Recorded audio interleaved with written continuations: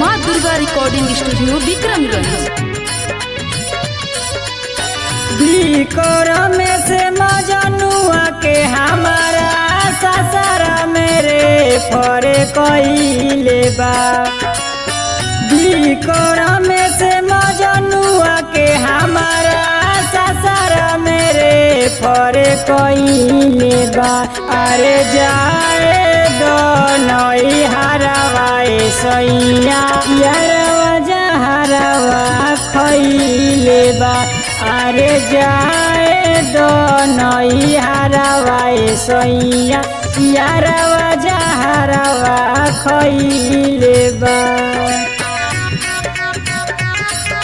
यारवा जहरवा खइले बा।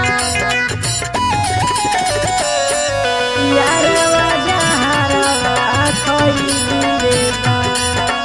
माँ दुर्गा रिकॉर्डिंग स्टूडियो विक्रमगंज। शादी के अबे पछतात बानी हन हो। नैहर में यारवा के देखे अइनी गन हो।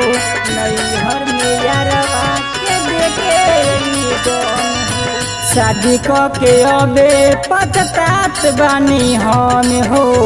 नैहर में यारवा के देखे अइनी गन हो।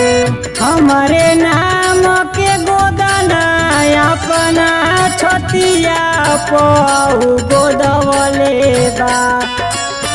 हमारे नाम के गोदना अपना छतिया पऊ गोदवले बा।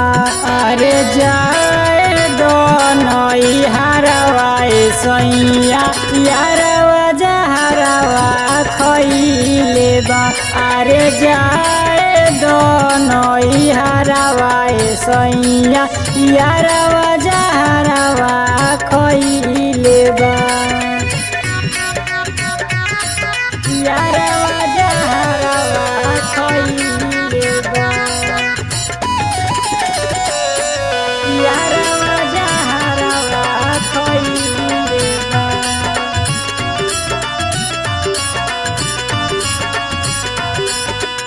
जनों से ज्यादा हमसे करत रहन प्यार हो। हमारा बिना कैसे रहिए बिमले से हमार हो।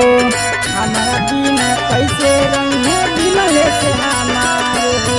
जनों से ज्यादा हमसे करत रहन प्यार हो। हमारा बिना कैसे रहिए अनुज हमार हो। साथ के फोटोआ हमार डीपी पऊ लगौले बा। साथ के फोटोआ हमार डीपी पऊ लगौले बा। अरे जाए दो नई हरवाए सैया यारवा जहरवा खइले बा। अरे जाए दो नई हरवाए सैया यारवा जहरवा खइले बा।